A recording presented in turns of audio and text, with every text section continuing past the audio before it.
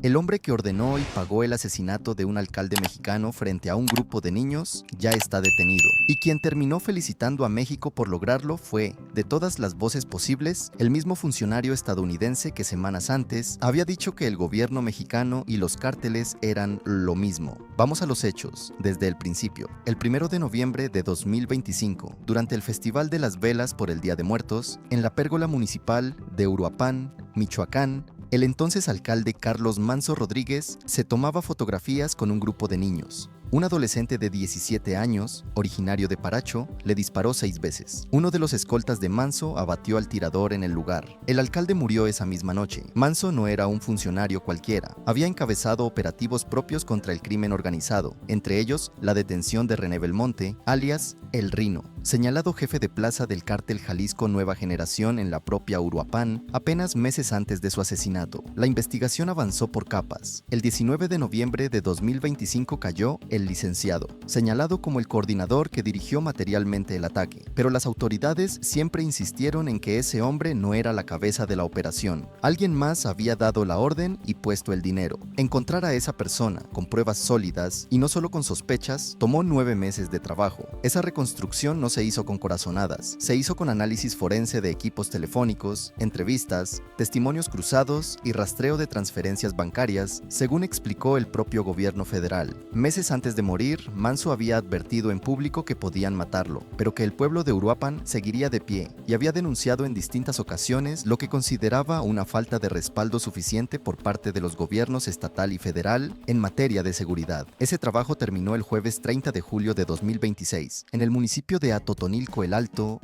Jalisco. Elementos de la Secretaría de Seguridad y Protección Ciudadana y Fuerzas Especiales del Ejército Mexicano, operando con inteligencia del Centro Nacional de Inteligencia, detuvieron a Ramón Ángel Álvarez Ayala, conocido como el R1, junto con una segunda persona identificada como el Chuy. Al día siguiente, en la conferencia matutina, el secretario de Seguridad Omar García Harfuch puso nombre y apellido a la historia completa. El R1 es el líder principal de Los R's, una de las células más violentas ligadas al CJNY, con operaciones en Apatzingán, Uruapan y Morelia, además de Jalisco. Fue él quien ordenó y financió el homicidio de Carlos Manso. El R1 no era un desconocido para las autoridades. Ya lo habían detenido antes, en 2012, junto a su hermano Rafael, alias el R2, durante un operativo en Guadalajara y Zapopan con participación de la Sedena. Según ha trascendido, fue sentenciado años después a una condena larga por delincuencia organizada, pero salió libre en algún momento posterior tras una resolución judicial, que consideró insuficientes las pruebas en su contra, lo que le permitió regresar a Michoacán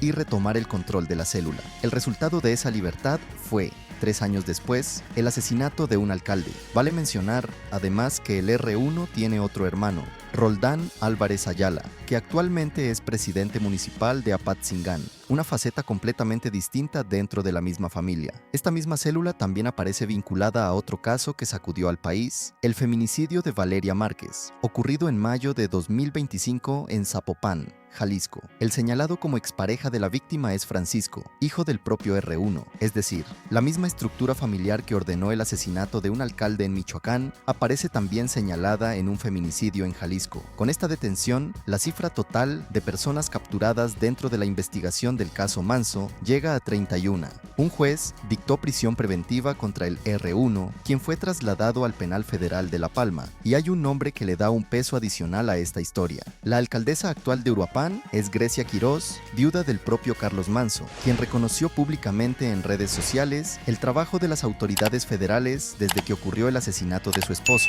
y quien declaró que con esta captura da inicio la justicia, pero aún no termina. Una frase que resume bien el tono con el que la propia familia recibió la noticia: alivio, pero no cierre total.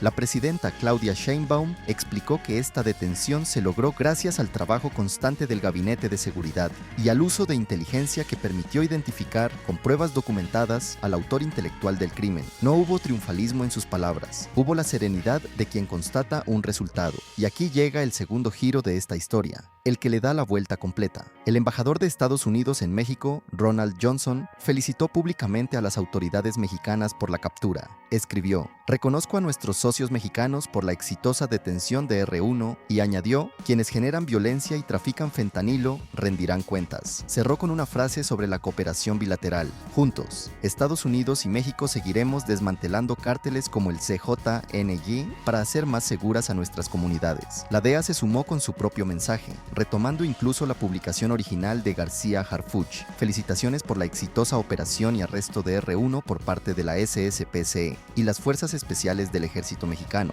Y aquí vale la pena un dato que conecta esto con algo que ya cubrimos en este canal. El director de la DEA que felicitó esta captura es Terry Cole, el mismo funcionario que semanas antes, en la primera cumbre por una América libre de fentanilo en Orlando, había declarado que existía una conexión mortal entre el gobierno mexicano y los cárteles, afirmando textualmente que son lo mismo, sin presentar pruebas públicas de esa acusación.